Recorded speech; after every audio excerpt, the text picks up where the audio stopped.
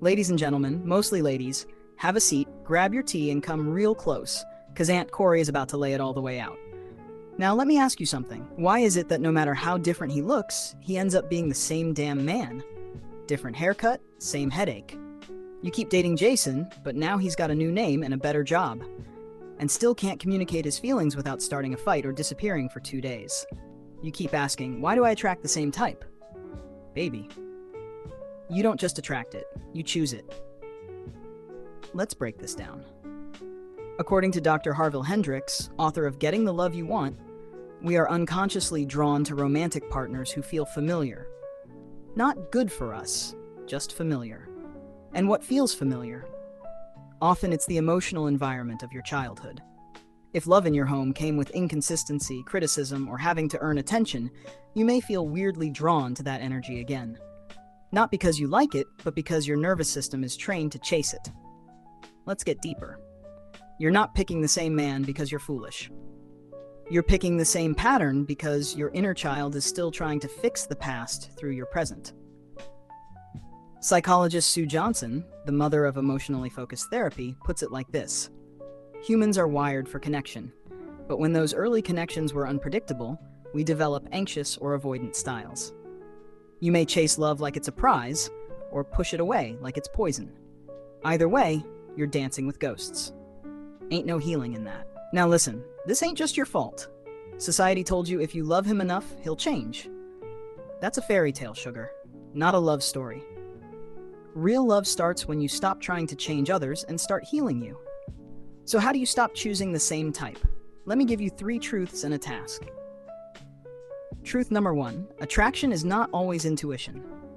Sometimes your spark is just your trauma saying, this feels familiar.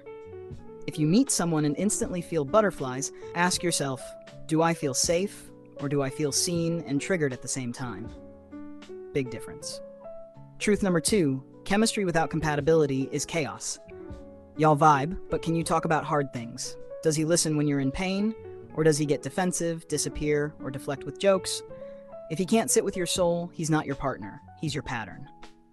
Truth number 3, you can't outdate your unhealed self.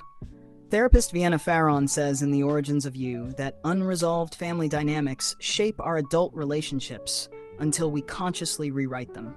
You have to look back, not to blame, but to understand. What role did you play in your childhood? The peacemaker? The overachiever? The invisible one? You're still playing it in love, baby. Time to retire that script. And here's your task. Start journaling after dates, not about him, but about you. Ask, how did I feel in my body when I was with him? Calm? Anxious? Like you were performing or relaxing? Start tracking the emotional residue people leave, because the right one will feel like peace, not performance. And I know somebody out there's thinking, but Aunt Corey, ain't nobody perfect. You're right. But there's a difference between working through things and working for crumbs. You deserve a love that doesn't feel like a job interview. You deserve a home, not a hustle. Now, before I go, let me leave you with some homework books.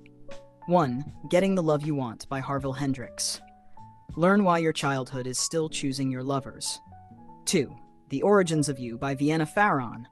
Break the emotional patterns you inherited and rewrite your love story. 3. Attached by Amir Levine and Rachel Heller. Discover your attachment style and why you love the way you do. Because here's the truth. Patterns don't change until you do. So the next time that same old energy walks up with a different face, different shoes, and the same avoidance, you'll smile, nod, and keep it moving. Because healed people don't date ghosts. They date grown folks. That's all for today, sugar. But remember, love isn't found in fixing the past. It's in choosing different on purpose. I love you, but more importantly, I want you to love you.